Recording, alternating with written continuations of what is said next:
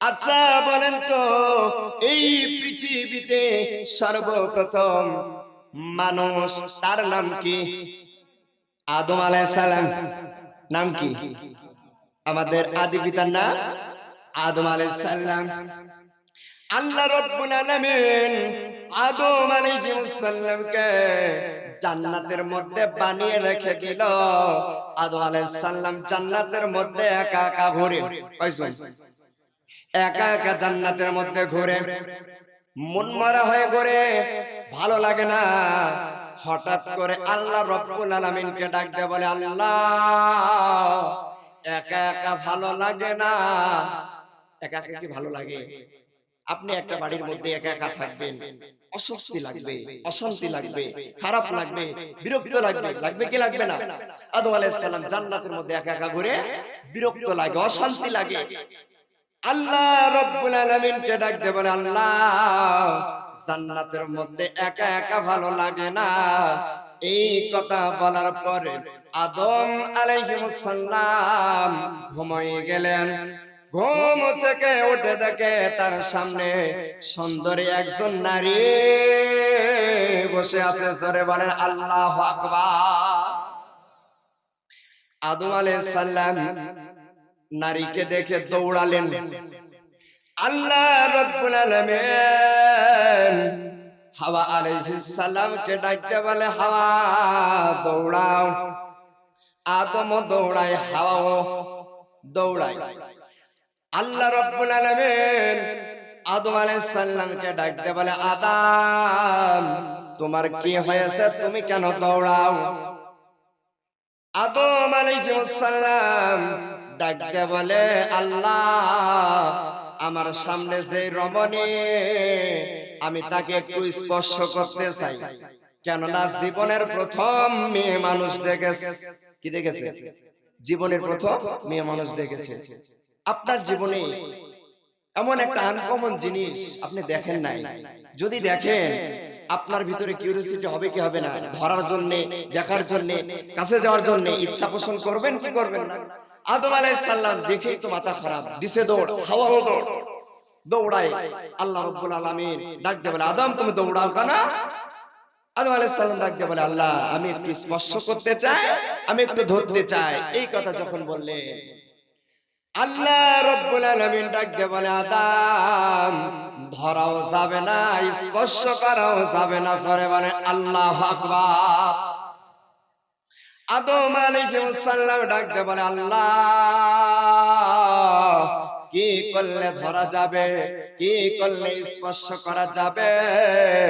মেহেরবানি করে একটু বলেন।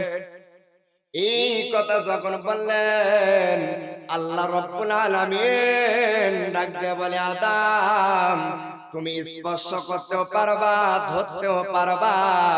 তুমি যদি বিয়ে করো, কি করো?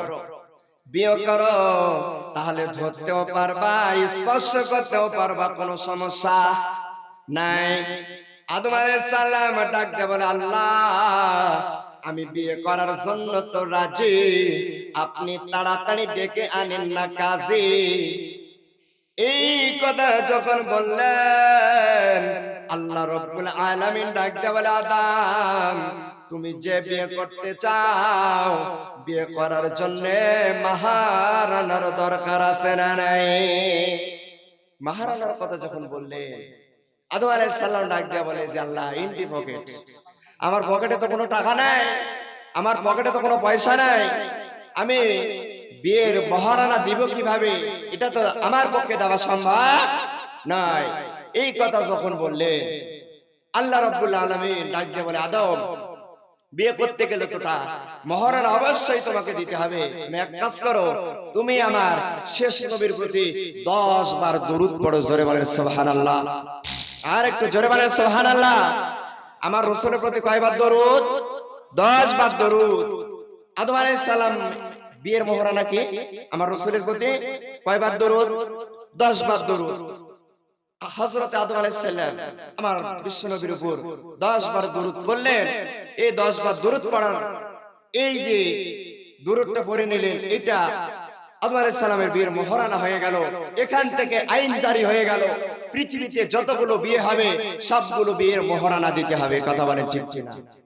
এখানে যদি বলা হয় যে ভাই আপনারা কারা কারা বিয়ের মহারানা দিবেন, হাত উঠবে? হাত উঠবে না। মহারানা দিছে কয় টাকা জানেন? নাকফল বাবদ 510 টাকা নগদ, আর বাকি পুরা জলম ফাঁকি। কথা বলে ঠিক কিনা? সম্মানিত মা বোনেরা, আমি আপনাদেরকে বলে যাই, মহারানা কোনো বাকি নাই। মহারানা বাকি আছে? কে বলেছে বাকি আছে? কোনো বাকি নাই। মহারানা যা হবে নগদ, মহারানা যা হবে নগদ দিতে হবে। কথা বলে ঠিক কিনা? সম্মানিত মা বোনেরা, আপনারা আজকে রাত্রে বেলার মধ্যে মহারানা আদায় করে নেবেন। বাকি যেগুলা রাখছে একটাও বাকি রাখবেন না। আপনাকে ধোকা দিচ্ছে এগুলা বাকি দিয়া। বাকি আপনি কেন ওই বাসরাতে হাত পা ধরে মাপ নিয়েছেন? মাপ হবে না? মাপ হবে? এই মহারানার বিধান কি দিয়েছে? এটা কারদের অধিকার? নারীদের অধিকার নয়, এটা একটা নারীদের অধিকার। আপনি যে তাদের এই অধিকার থেকে বঞ্চিত করছেন, মাহরুম করছেন, কাল কিয়ামতের ময়দানে মৃত্যুবরণ করার পূর্বে আপনি যদি মহারানা না দিয়ে মৃত্যুবরণ করেন, কাল কিয়ামতের ময়দানে আসামির কাঠগড়ায় আপনাকে দাঁড় করতে হবে। কথা বলেন ঠিক কিনা? এই জন্য যারা এখনো মহারানা বাকি রেখেছেন, বাজার আল্লাহর রাস্তে আল্লাহর দিকে তাকিয়ে মহারানা তাড়াতাড়ি পরিশোধ করার চেষ্টা করেন ইনশাআল্লাহ। আমার প্রিয় একান্ত আপনজনেরা, আদম আলাইহিস সালাম বিয়ে করার পরে আল্লাহ রাব্বুল আলামিন ডাক দিয়ে বলেন, আদম তুমি এখন কি করো? তোমার বউকে নিয়ে বাড়িতে চলে যাও, ঘরের মধ্যে প্রবেশ করো। তাহলে বিয়ে করার পরে নিজের বাড়িতে যাইতে হবে। কোথায় যাইতে হবে? নিজের বাড়িতে যাইতে হবে। আদম আলাইহিস সালামের বাড়ি কোনটা? জান্নাতের মধ্যে। আমার প্রিয় একান্ত আপনজনেরা, যারা ঘর জামাই থাকেন, কি জামাই থাকা যাবে? হ্যাঁ, বিয়ে করার পর কি করা হলো? নিজের বাড়ি যাওয়া লাগবে। আর আপনি আছেন কোথায়? ঘর জামাই। এটা পাইলেন কোথায়? এগুলো আমরা কি করছি? নিজে নিজে বানিয়েছি। তবে হ্যাঁ, শ্বশুরে যদি আপনাকে কি করে, সম্মতি দেয়, জায়গা দেয়, সেক্ষেত্রে আপনি কি থাকতে পারেন। আমার প্রিয় একান্ত আপনজনেরা, আদম আলাইহিস সালাম এবং হাওয়ার মাধ্যমে যেই সন্তানগুলো পৃথিবীতে আসতো, জোড়ায় জোড়ায় সন্তান আসতো। কি কি? জোড়ায় জোড়ায়, একটা ছেলে আর একটা মেয়ে। শুধু একমাত্র হযরত শীস আলাইহিস সালাম পৃথিবীতে একা এসেছে। তাছাড়া যতগুলো সন্তান আদম আলাইহিস সালামের জন্মগ্রহণ হয়েছে বা জন্মগ্রহণ করেছে হাওয়া আলাইহিস সালাম, সবগুলো সন্তান জোড়ায় জোড়ায় এসেছে। জোরে বলেন সুবহানাল্লাহ। আমার প্রিয় একান্ত আপনজনেরা, যতগুলো সন্তান পৃথিবীতে এসেছে সবগুলো জোড়ায় জোড়ায় সন্তান এসেছে। যে কথা বোঝাতে চাই, বিষয়টা হলো যে সন্তানগুলো পৃথিবীতে এসেছে, এই সন্তানগুলো বিধান সেই সময় এইভাবে ছিল, বড় সন্তানের সাথে ছোট যে মেয়েটা থাকবে বা পরের বছরে যে মেয়েটা হবে তার সাথে বিয়ে হবে, আর বড় মেয়েটার সাথে ছোট ভাইটার কি হবে? বিয়ে। মানে উলট পালট করে, কি করে? উল্টা পাল্টা করে, পাল্টা পাল্টি করে কি হবে? বিয়ে হবে। কিন্তু সর্বপ্রথম যে ছেলে সন্তান জন্মগ্রহণ করে তার নাম হলো কাবিল। বলেন তো দেখি কি নাম? কাবিল। এই কাবিল ছিল একটু দুষ্ট প্রকৃতি, এ ছিল একটু বদ। বাপের 10টা বেটা থাকলে 10 রকমের হয় কি হয় না? হাতের 5 আঙ্গুল কি সমান? আমার কথা মনে হয় বোঝেন না? হাতের 5 আঙ্গুল সমান। বাপের 10টা বেটা হলে 10 রকমের বেটা। তো কাবিল এই বেটাটা ছিল হলো একটু তেড়া টাইপের। কি টাইপের? তেড়া টাইপের, ঘাট তেড়া। বাপে বলে ও শোনে, আর বাপে বলেছে বাবা এই দিক দিয়ে শহীদ বাজারে যেতে হবে। ও এই দিক দিয়ে না যায়, এই রাস্তা দিয়ে পাকিস্তানে হাত দিয়ে ঘুরে শহীদ বাজার আছে। এরকম বেটা আছে না? যদি বলা হয় ডানে, ও যায় কোন দিকে? বাম দিকে। কাবিল ছিল এইরকম। বাবা বললো যে উল্টা পাল্টা করে বিয়ে করতে হবে। কার বিধান? আল্লাহর বিধান। কাবিল এখন ডাক দিয়ে বলে, জি না, আমার সাথে যে বোনটা আছে এই বোনটাকে আমি বিয়ে করতে চাই, কেননা এই বোনটা ছিল অত্যন্ত পরমা সুন্দরী। জোরে বলেন সুবহানাল্লাহ। আমাদের সুন্দরের প্রতি আকর্ষণ আছে না নাই? হ্যাঁ, সুন্দরের প্রতি আমাদের আকর্ষণ, কিন্তু না, এইটা দেখে বিয়ে করা যাবে না। বিয়ে করতে হবে দিনদারি দেখে, কি দেখে? দিনদারি দেখে। আজকে আমাদের সমাজে দিনদারি দেখে তো বিয়ে হয় না, দিনদারি দেখে বিয়ে হয়। কি দেখে বিয়ে হয়? চামড়া যার চকচকে ফকফকে, যুবকরা তার পিছনে দৌড়ায়, যুবকরা তাকে বিয়ে করার জন্য উঠে পড়ে লাগে। কথা বলেন ঠিক কিনা? আমার প্রিয় একান্ত আপনজনেরা, কাবিল এখন ডাক দিয়ে বলে, আমার সাথে যে বোন হয়েছে ইকলিমা, আমি তাকেই বিয়ে করতে চাই। আর দ্বিতীয়ত, পরের বছরে যে বোনটা জন্মগ্রহণ করেছিল তার নাম হলো লিউজা এবং হাবিল। এই দুই ভাইয়ের মধ্যে উল্টা পাল্টা করে বিয়ের বিধান আদম আলাইহিস সালাম বললেন, কিন্তু কাবিল ডাক দিয়ে বলে যে না, আমার সাথে যে বোনটা হয়েছে আমি তাকেই বিয়ে করতে চাই, আমি তাকেই বিয়ে করব। আমার প্রিয় একান্ত আপনজনেরা, এই কথা যখন বললেন আদম আলাইহিস সালাম, যখন এই কথা বললেন, কাবিল মানলেন না। আদম আলাইহিস সালাম আল্লাহ রাব্বুল আলামিনের বিধান অনুযায়ী কুরবানির ব্যবস্থা করলেন। কিসের ব্যবস্থা? কুরবানির ব্যবস্থা করলেন। ডাক দিয়ে বলে, তোমরা দুইজনে কুরবানি করো, তোমাদের সেইটা প্রিয় বস্তু এইটা তোমরা রব্বে কারীমের জন্য উৎসর্গ করে দাও। জোরে বলেন আল্লাহু আকবার। হাবিল আর কাবিল দুইজনে, আমার ভাইরা, আমার বন্ধুগণ, কুরবানি করার জন্য একটা গুপ্ত জায়গায় চলে গেল। গুপ্ত জায়গায় যাবার পর যেটা ছোট ভাই হাবিল, তিনি ছিল হলো পশু পালনকারী। তিনি একটা পশু নিয়ে যাইয়া, যেই পশুটা সবচাইতে ভালো, সুঠাম দেহের অধিকারী, এই পশুটা নিয়া আল্লাহ রাব্বুল আলামিনের দরবারে কুরবানি করে দিল। তাহলে কুরবানি করতে হবে কি পশু?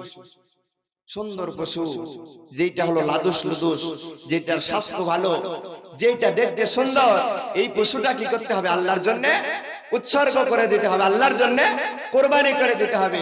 কিন্তু আমরা কি করি জানেন?